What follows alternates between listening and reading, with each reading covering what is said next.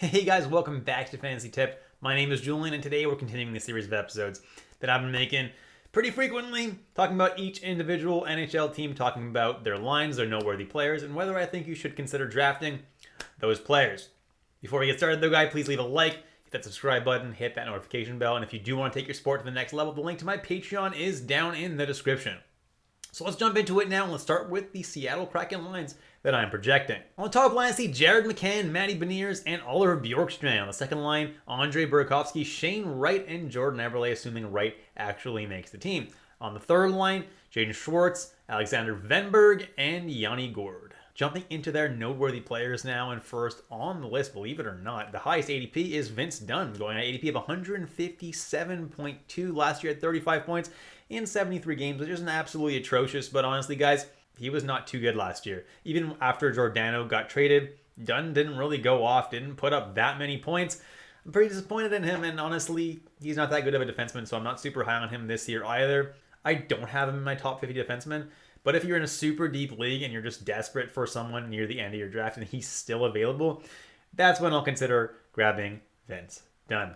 Then I have Matty Beniers, who last year in the 10 games that he played scored 9 points, looked really good. He's currently going at ADP of 159.0. If you watched my top 100 forwards video, which I'll link right up there, I had him right at number 99.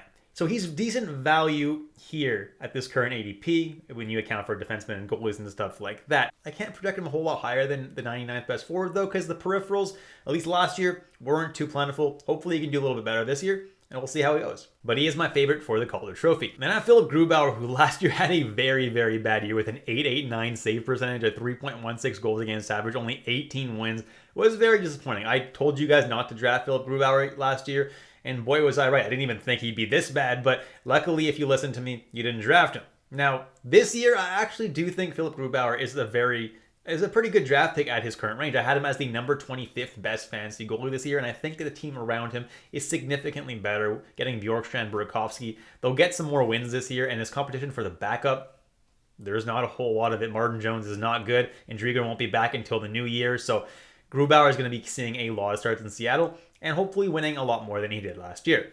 Next on the list is Andre Burakovsky, who has an ADP of 161.3, ended up with 61 points in 80 games last year, good enough for the 163rd best fantasy player in terms of fantasy points per game. And I think he could potentially have a solid season this year, but I'm not going to draft him in this range since his production is bound to drop a decent amount from his time in Colorado. Obviously, it's not as good of a team. And he's being drafted exactly how he finished in Toronto at that same ADP. So it's not really worth drafting him here, so let somebody else draft him at this ADP. Oliver Bjorkstrand, on the other hand, is going on an ADP of 165.6, ended up as the 149th best player in terms of fantasy points per game last year. Now, he's a seriously underrated player. He managed to consistently produce on underwhelming Columbus Blue Jackets teams. That's something that I like, because Seattle's not going to be one of the best teams in the league, and he's going to need to produce on a worse team. I think he's going to be a pretty solid value in this range. I think he's going to play top line with Matty Beniers. He's going to continue to shoot the puck a lot like he's done his whole career. I think he's going to have himself a pretty decent year. I don't think he's like a super steal here, but I think he's pretty good value. Next on the list is Shane Wright. And as of right now, I'm not convinced that he makes the team just yet, so I can't recommend drafting him. We'll have to wait to see how he looks in training camp to see if he's actually worth throwing a pick at. Then I have Jared McCann going at an ADP of 168.7. Last year had a good year with 50 points in 74 games. Finished as the 159th best fantasy player in terms of fantasy points per game. And if they're smart, which I'm not saying that they will be, they'll deploy him on the top line with Matty Beniers. He was their best player last year, in my opinion, and he should be given top line time. But he was thrown around the lineup so much last year, was even given a lot of third line time last year, which I don't like seeing for a guy like Jared McCann, who's just was really good overall pretty much the entire season. So I hope that they give him top line time, and if they do, I think he's pretty good value at this range. Next is Yanni Gourde, who scored 48 points in 74 games, which is not bad at all, but this year I see him mostly being a third liner, and I don't see there being too much upside in drafting Yanni Gourde.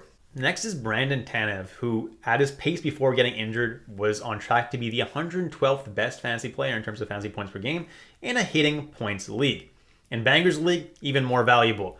He has top 150 upside in hits leagues and bangers. I'm not looking at him in any kind of league that doesn't count hits. However, the dude's probably going to lead the league in hits as he usually does if he can stay healthy.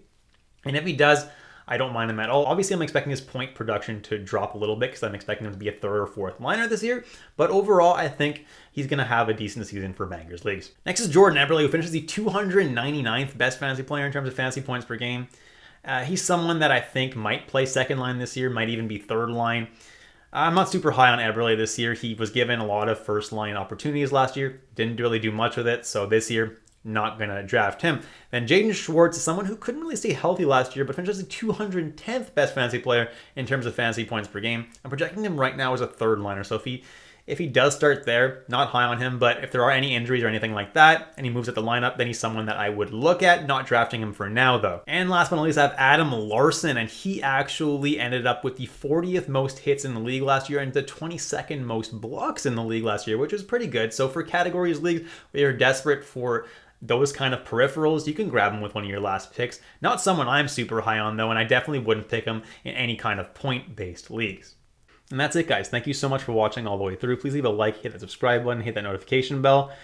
And if you want to take your support to the next level, you can follow me on Patreon. The link is down in the description below. Thanks so much, guys, and I'll catch you in the next episode of Fantasy Tipped.